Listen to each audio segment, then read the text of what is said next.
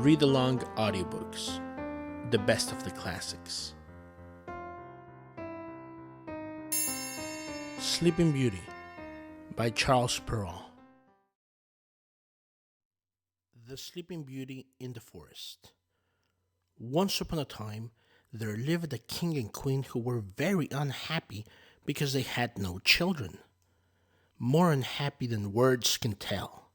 Vows, pilgrimages, they tried everything, but nothing worked. However, after many years of trying, a little daughter was born to them. The baptism was splendid. All the fairies they could find in the country, 7 in total, were chosen as godmothers, so each could give her a gift. According to the custom of the fairies in those days, this way, the princess would receive all imaginable perfections. When the ceremony was over, everyone returned to the king's palace, where a great banquet had been prepared for the fairies. The table was magnificently laid for them. Each received a massive gold case containing a spoon, a fork, and a knife of fine gold, set with diamonds and rubies. Just as everyone was sitting down, an old fairy entered. This fairy had not been invited because they thought she was either dead or enchanted. No one had seen her outside the tower in which she lived for more than 50 years. The king ordered that a place be set for her at the table. But it was impossible to give her one of the massive gold cases. Only 7 had been made, one for each of the 7 fairies invited. The old fairy thought she was treated with contempt, and muttered some threats between her teeth. One of the young fairies, who was near her, overheard her grumblings, and was afraid she might bestow some evil gift on the young princess. Accordingly, as soon as they rose from the table, she went and hid herself behind the hangings, in order to be the last to speak. She wanted to be able to repair, as much as possible, any harm the old fairy might do. Meanwhile, the fairies began bestowing their gifts on the princess. The youngest, as her gift, promised that she would be the most beautiful person in the world. The next fairy, that she would have the mind of an angel. The third, that every movement of hers would be full of grace. The fourth, that she would dance to perfection.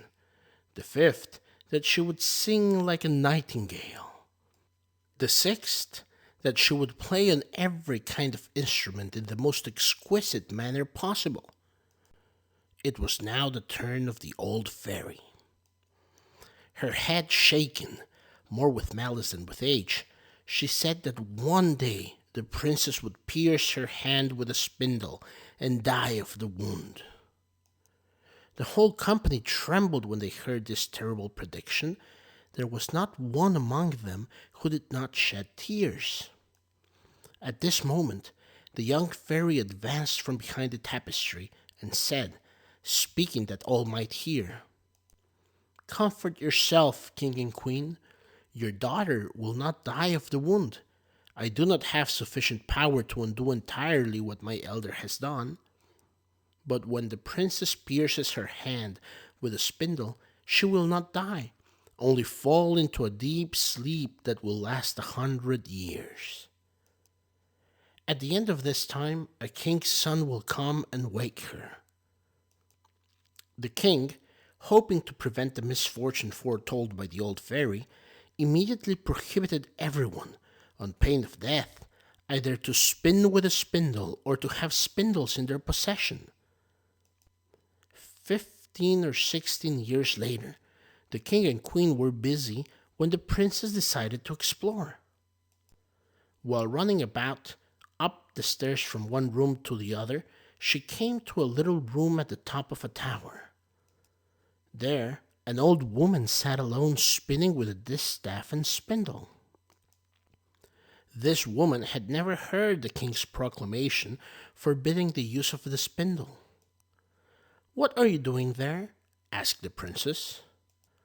"I am spinning, my pretty child," answered the old woman. "Oh, how pretty it is!" exclaimed the princess. "How do you do it? Give it to me. I want to see if I can do it as well." She reached for the spindle hastily and thoughtlessly. As the old fairy had ordained, no sooner had she taken hold of the spindle than she pierced her hand with the point of it and fainted away. The poor old woman called for help in great distress. People came running from all quarters. They threw water in the princess' face. They unlaced her dress, they slapped her hands, and they rubbed her temples, but nothing would awaken her. The king, remembering the prediction of the fairies, ran upstairs at the noise. He understood that this accident must have happened as the fairies had said it would. He ordered the princess to be carried into a beautiful room of the palace and laid on a bed embroidered with silver and gold. You might have thought it was an angel lying there, so lovely did she look, for the rich colors of her complexion had not faded in her swoon. Her cheeks were still rosy, and her lips like coral, only her eyes were closed, but they could hear her breathing softly, which showed that she was not dead. The king ordered that she be left to sleep there in peace until the hour of her awakening arrived. The good fairy, who had saved her life by condemning her to sleep for 100 years, was in the kingdom of Matakin, 12,000 leagues away. When the princess met with her accident, the fairy was informed instantly by a little dwarf, who had a pair of 7-league boots which enabled the wearer to travel 7 leagues for every stride. The fairy set out immediately. An hour afterwards, she was seen arriving in a chariot of fire, drawn by dragons. The king advanced to help her out of the chariot. She approved of all he had done, but gifted with great foresight, she thought that the princess would feel very lost and bewildered on awakening and finding herself all alone in the old castle. So with her wand, the fairy touched everybody who was in the castle except the king and queen. Governesses, maids of honor, chambermaids, gentlemen, officers, stewards, cooks, scullions, boys, guards, porters, pages, and footmen.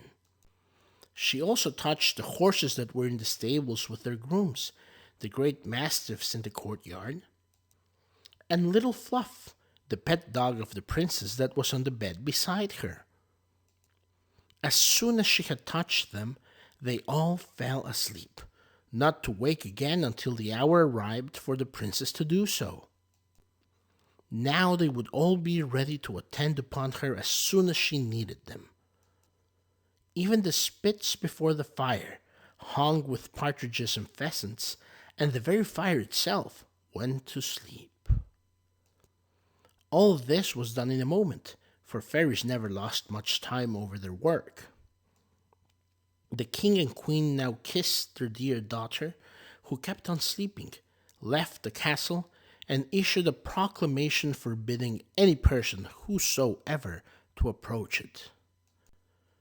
These orders were unnecessary. In a quarter of an hour, so many trees, large and small, brambles and thorns interlacing each other, grew up around the park that neither man nor beast could have got through them. Nothing could now be seen of the castle but the tops of the turrets, and then only from far away. Nobody doubted that this was also the fairy's handiwork, to protect the princess from the curiosity of strangers during her long slumber. 100 years passed.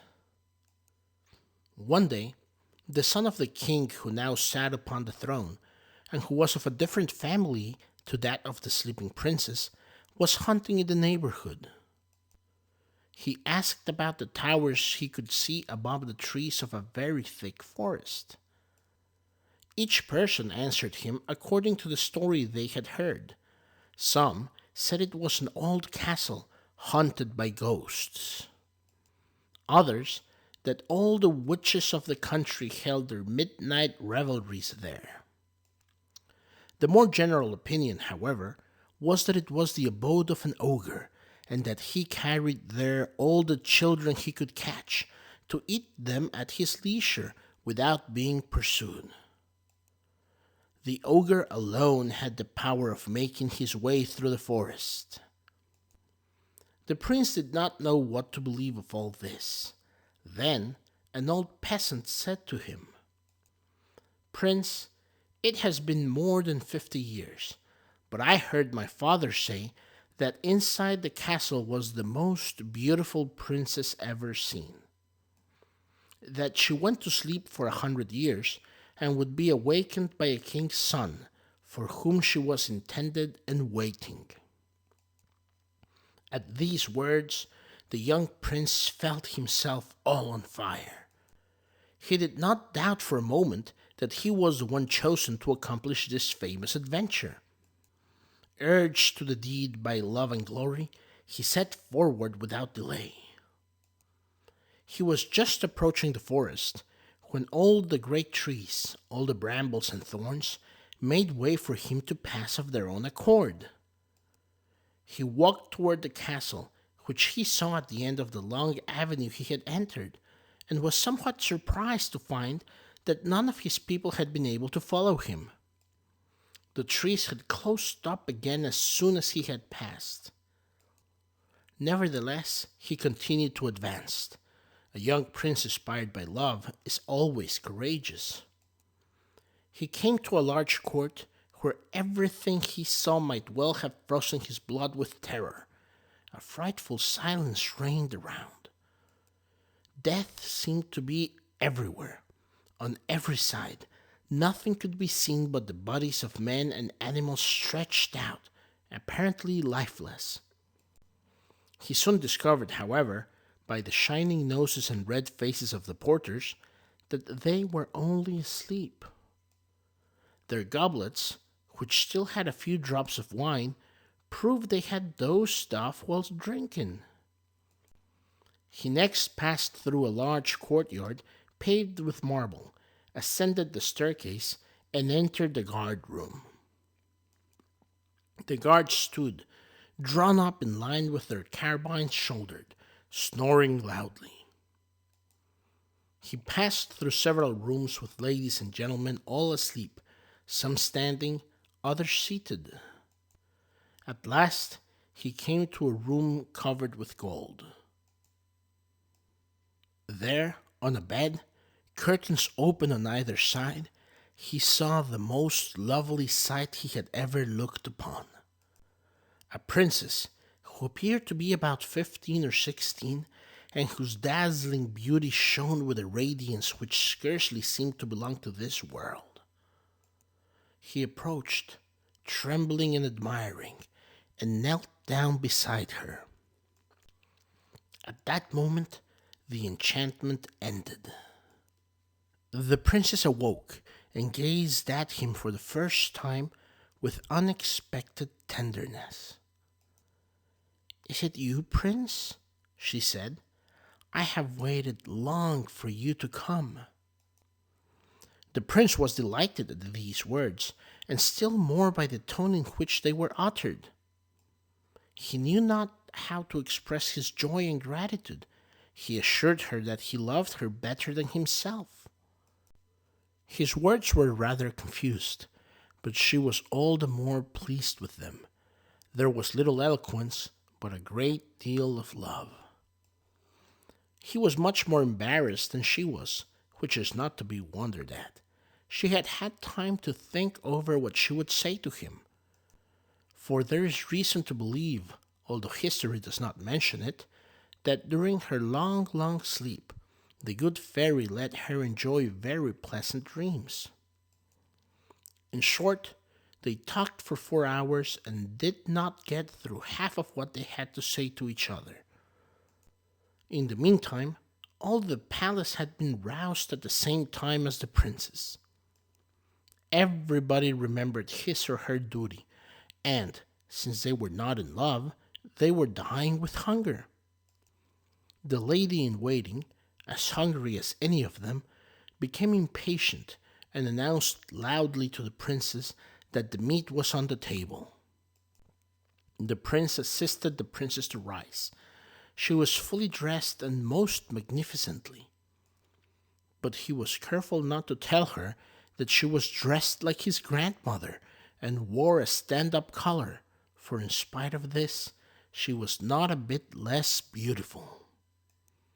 They passed into a hall of mirrors, where they supped, waited upon by the officers of the princess. The violins and hautboys played old but charming pieces of music, even though it was 100 years since they had been performed by anybody. After supper, without wasting any time, the grand almoner married the royal couple in the chapel of the castle. This is the end of part 1 of the Sleeping Beauty tale. The story of what happens to the Sleeping Beauty after getting married continues in part 2 of the tale.